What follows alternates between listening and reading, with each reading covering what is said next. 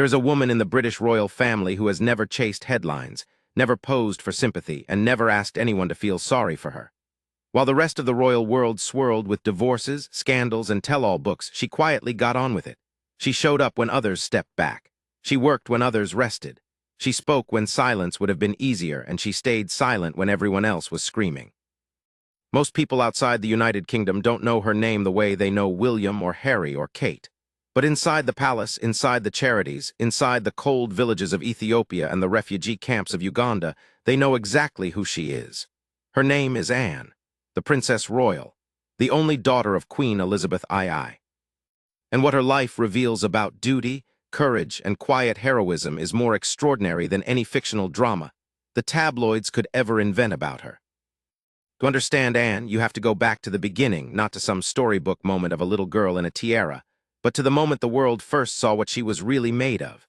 She was born on the 15th of August, 1950, the second child of Princess Elizabeth and Prince Philip.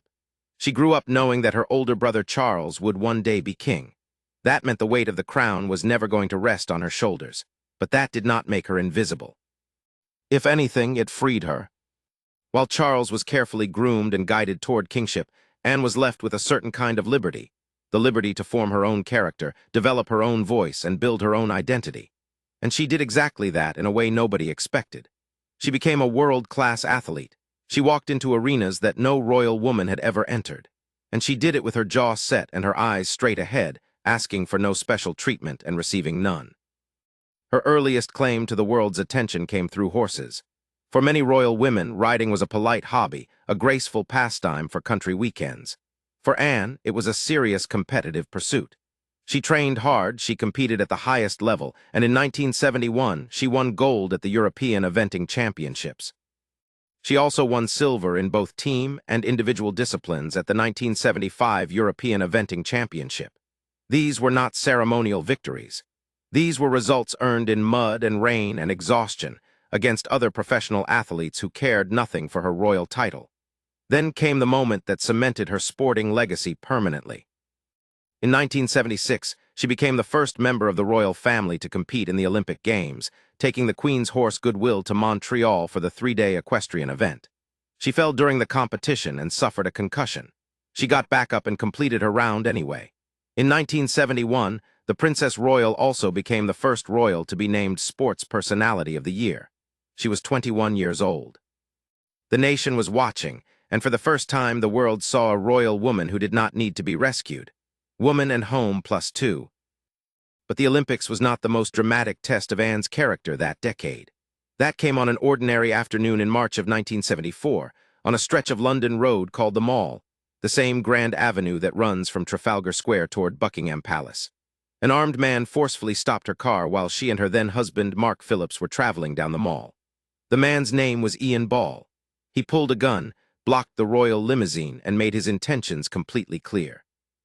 He told her that he intended to kidnap her and hold her for ransom, for a sum given by varying sources as either £2 million or £3 million. He demanded she get out of the car. Anne's response became one of the most quoted lines in royal history. She looked at the armed man with his gun pointed at her and said, "Not bloody likely." What followed was chaos. Her bodyguard was shot. Her driver was shot. A journalist who happened to be nearby was shot. A passerby who more fortunately turned out to be a former boxer named Ron Russell punched Ian in the back of the head. A detective constable named Peter Edmonds drove to the scene in his own car, gave chase on foot, and despite being threatened with the gun, brought the would-be kidnapper to the ground and arrested him. For his bravery, James Beaton received the George Cross from the Queen. Hills and Russell received the George Medal. And Princess Anne, who had sat calmly in the car throughout the entire incident reasoning with her attacker, visited her injured bodyguard in hospital to personally thank him. She never dramatized it. She never milked it for public sympathy. In later years, when she appeared on television and told the story, she did so with remarkable calm, refusing to embellish a single detail. Her bravery and her refusal to make a fuss cemented her image as one of the toughest royals. Woman and home +5. If the kidnapping incident defined how Anne handled danger, the decades that followed defined how she handled duty. Because what Princess Anne did with her life after those early public defining moments was not to rest on the reputation she had built. It was to work. relentlessly, consistently.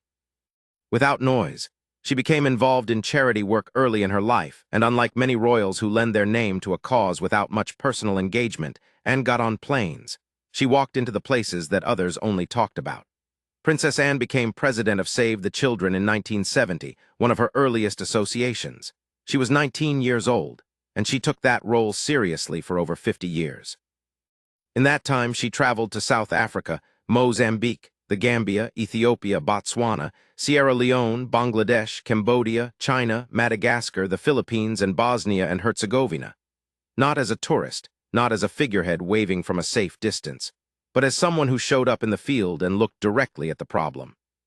She visited Ethiopia at the end of a 5-day trip and urged the international community to do more to help millions of Africans who could not afford health care. She did not give a polished speech from a palace podium. She stood in one of the poorest countries in the world and described with plain-spoken specificity what she had seen. Ethiopia was one of her most repeated visits. She went in 1973. She went in 1994. She went again when drought was threatening millions. Each time she went back because the work was not done. Royal Central +2. Her Royal Highness is involved with over 300 charities, organizations, and military regiments in the UK and overseas. She has been closely involved with the creation of several charities, notably the Princess Royal's Trust for Carers, now Carers Trust, Transcend, and Riders for Health. Transcend, which she co-founded in 1998, focused on transforming lives through safe and sustainable transport in sub-Saharan Africa. Riders for Health used motorcycles to deliver health care to people in remote communities across the continent. These were not vanity projects. They were practical, operational charities solving specific problems in specific places, and Anne's involvement was never decorative. Royal family. Through all of this, her relationship with the wider royal family was always something the press tried to make interesting in the wrong way. The tabloids, in particular, enjoyed hunting for cracks, and there was one story they returned to again and again, the complicated history between Anne and Camilla. Because before Camilla was queen consort, before she was even Duchess of Cornwall, she and Anne had a connection that would make any soap opera writer sit up straight. It has been well established that before he married, Queen Camilla's ex-husband Andrew Parker Bowles dated Princess Anne for a period in the 1970s. Around the same time, Camilla dated Charles, meaning both Anne and Charles were in relationships connected to Camilla and Andrew. Royal biographer Penny Junor described it plainly. Andrew had left Camilla for Anne. Camilla, furious, sought her revenge, and she found it in the arms of Anne's brother, the Prince of Wales. The whole thing was a tangle of affection and ambition and wounded pride. According to royal biographer Angela Levin, the bond between the Princess Royal and Camilla evolved dramatically over time, from frosty beginnings to mutual respect and support. Anne, of course, went out with Andrew Parker Bowles, who later married Camilla, Levin noted. But over time they got close. She sees how hard Camilla has worked. She sees how much happier and stronger and more accessible Charles is, and they now get on very well. Woman and Home Royal Insider. What is remarkable about this evolution is not that two women who once competed for the same men eventually made peace. What is remarkable is the way Princess Anne handled it, with the same quiet, unsentimental pragmatism she applied to everything else in her life. She did not hold a grudge for public consumption. She did not leak stories. She did not give winking interviews to journalists who wanted to fan old flames. In a BBC documentary, the Princess Royal described Camilla's effect on King Charles as absolutely outstanding, noting her deep understanding of the role, despite not being a natural fit for it. She added that the role was not something Camilla would have been a natural for, but that she does it really well and provides a change of speed and tone. Those words were not the words of a woman performing graciousness for the cameras. They were the words of someone who had watched, assessed, and formed a genuine view. Anne's admiration for Camilla has only grown in recent years. Marie Claire Royal Insider. This ability to assess a situation honestly, speak plainly, and move forward without ego is what has always set Princess Anne apart from the rest of the family. She is not curated. She is not managed. She does not behave like a brand. She behaves like a person with convictions, and in a world that is constantly asking royals to perform warmth and accessibility on cue, her refusal to perform anything is almost radical. People who work with her consistently describe the same thing. Her motto, according to one colleague, is simple: keep me busy. I'm here to work, she means it. In 2024, despite suffering a minor concussion in June after a blow to the head from a horse, she was named the hardest-working royal for the year. She carried out 395 engagements in the UK and 79 abroad, totaling 474. Let that number land for a moment. 474 official engagements in a single year.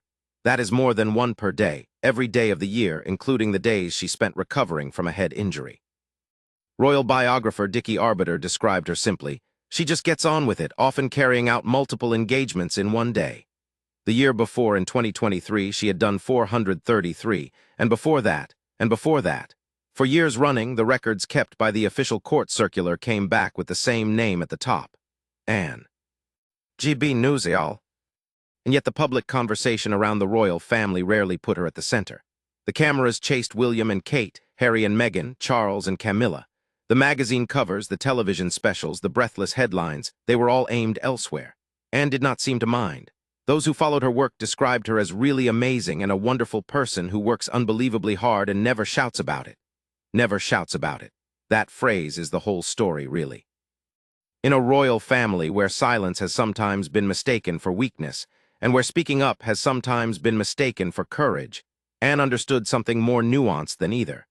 She understood that the real proof of character is not what you say about yourself. It is what you do when nobody is applauding. AOL. Her dedication to public service stretches back more than 5 decades. Her first official duty came in 1969 when, at just 18 years of age, she met Welsh soldiers. From that first engagement to the 474th of 2024, the through line is unchanged. She shows up. She does the work. She does not dramatize it, does not ask for praise, and does not invite the camera to follow her into the places where she makes the biggest difference. In the refugee camps and the drought-struck villages, in the hospital wards and the military barracks, she arrives not as a symbol but as a presence, someone paying attention, someone who prepared, someone who came because the cause mattered to her and not because it was good for her image. AOL. The story of Princess Anne is, in the end, a story about a kind of royalty that the world has largely forgotten how to recognize. It is not the royalty of glamour or spectacle. It is the royalty of showing up, of facing a gunman and refusing to be a victim, of riding through a concussion at the Olympics because the job was not finished, of getting on a plane to Ethiopia for the 3rd time because the children were still hungry, of watching a complicated family history with clear eyes and choosing, over time, to respect rather than resent, of carrying 474 engagements in a year when half the family was ill and the institution needed someone it could count on. She never unmasked anyone at a summit. She never needed to. Her heroism was quieter, longer, and far more difficult than that, and it was absolutely real.